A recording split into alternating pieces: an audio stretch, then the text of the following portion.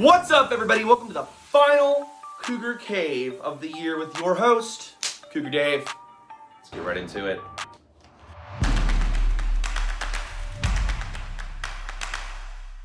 After knocking off one of the best Duke basketball teams of all time, Houston comes up just short of winning a national championship against Florida.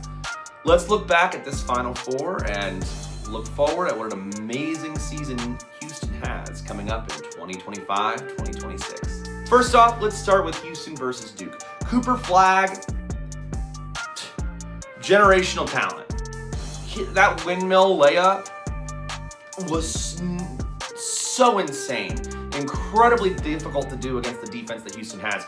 He had an amazing jump shot, which was a defense breaker, and he's going to go number one overall, deserves to go number one overall, probably going to be a superstar in the NBA. But Duke also had amazing play from Knuppel. He's a one-of-a-kind three-point shooter. He's going to make an NBA team very happy.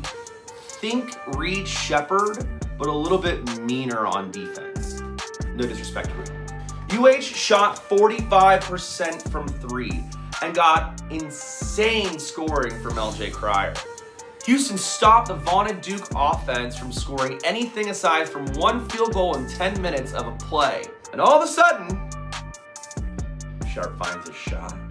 Malik grabs an insane rebound. Juwan Roberts makes some clutch free throws. And the 6-year senior finishes the game on a fantastic defensive play against the player of the year.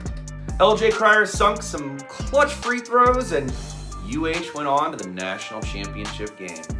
It is without a doubt one of the best games UH has ever played in the entire program's history. And I truly hope that fans appreciate that, because it once again solidifies the powerhouse that this Houston basketball program has become in the entire country. All I'm going to say is just get used to seeing it, because this is who we are now. Now we have to talk about the much maligned, very ugly game, at least the end of it, against Florida, where UH was winning the entire time, and all of a sudden, the game was called differently. Like 5 fouls in the first half to 25 fouls in the second half. Seth Davis had said something that it was, actually a good thing. Now that's a good thing. That the refs, were changing the call so we have a closer game in a national championship spotlight. I disagree. Houston did turn the ball over 4 times. Their last 4 possessions were turnovers. But they had to play a completely different game than they had been playing. Florida was given every single chance not to just get back into the game, but to take a lead on some really atrocious foul calls and missed goaltending call that would have tied the game with Houston coming down the court had it been called on the final possession of the game. I hate sounding like this. I don't want to, but I literally waited a week and a half to say this because I'm not the only one who thought this. And again, I'll be honest with you, I probably lean Houston, right? But we do need to think about the road that Houston went on to get here, to get to that game. They had the toughest road a 1 seed had to get to. They faced a Gonzaga team that was number 8 in KenPom, but was somehow given an 8 seed.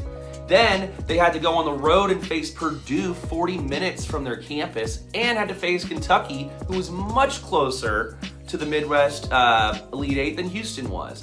And how do they get rewarded? They face Duke in the semifinal for the national championship game, and then they get the calls they got in the second half of that game that changed the game completely. Yeah, it's worth noting.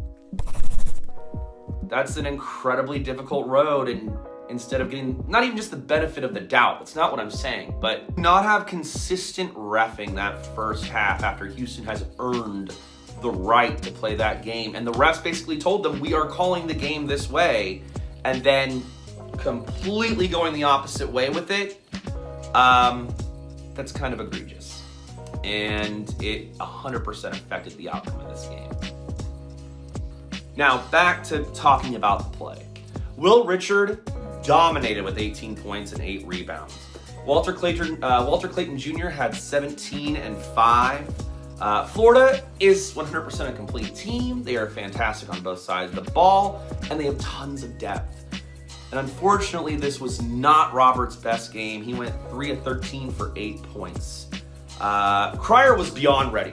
He led everyone in scoring the entire game, both on Houston and on Florida's side. He had 19 points, 6 of 8 shooting. Francis and Wilson both had fantastic games off the bench and shot 8 points and 9 shot 8 and 9 points respectively. I know Emanuel Sharp did not have his best game, and he probably should have just shot that 3-pointer. Worst thing that happens is that you miss.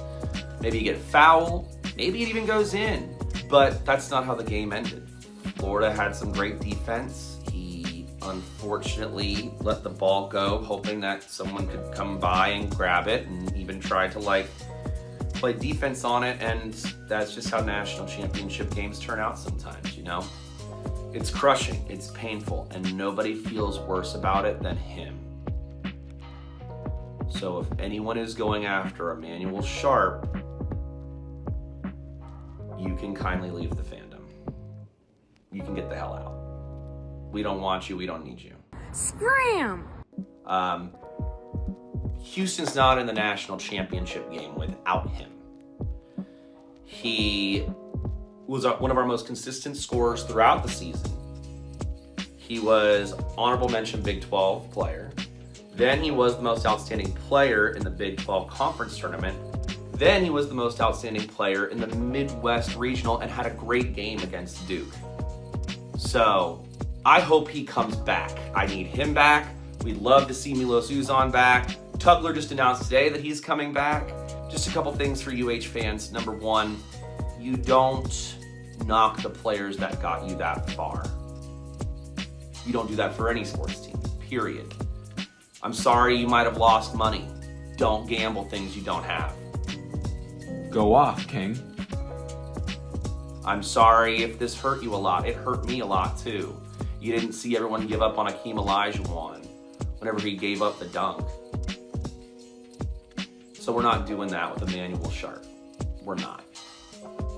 And if I hear something, I'm gonna say something, because that kid deserves absolutely nothing but praise from us.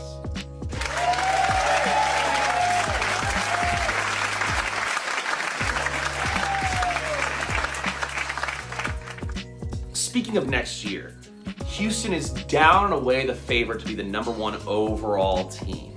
People were a little worried about that. They say it's a bad omen. Look what happened to Kansas this year. Completely different cultures. 100% different cultures.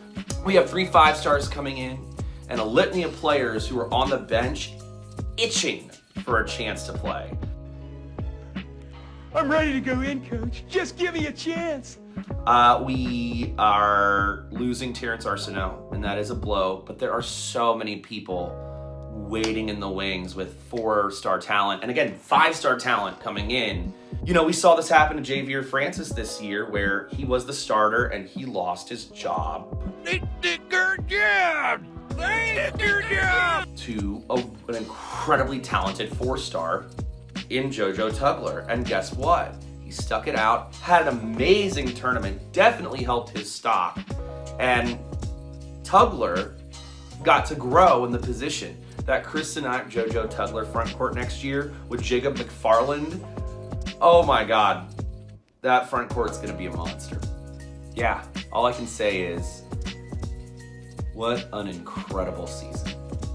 We are so lucky to be U of H fans in this time. You know, it's really exciting. The football program's getting built up. The basketball program is being shown the world over as the great, fantastic powerhouse that it is. And I'm calling it. We're winning a national championship next year. There'll be some more content this summer. We have something cooking in the works regarding Fertitta Center, that's all I'm gonna say. And then we also have a little bit more recruiting talk that we're gonna do. But until then, thank you to everyone who asked me to do this. Thank you to people who support the channel, who support the Twitter page. I want to thank my wife, Audrey Claiborne, my dad, Ron Claiborne, who got me into college basketball. And finally, last but not least, the editor of these videos, Joey Hancock. Thank you, Joey. Really appreciate your help, man. Let me take that back one more time. I love you, but it sounded like I loved you more than I liked my wife and my dad. 3, 2, 1. Until next season, thank you everyone who watched the show. Thank you to the people who were, asking me to come on here and give some insight and analysis. Thank you, to the people on Twitter that communicate with me. I love talking to you guys. I love talking Houston sports and everything else. I want to thank my wife, Audrey Claiborne. I want to thank my dad, who got me into college basketball, Ron Claiborne. And of course, I got to thank the guy that edits these videos, Joey Hancock. Thanks, everyone. Keep calm, and until next year, go Cougs. Joey Hancock. I loved you more than I liked my wife and my dad.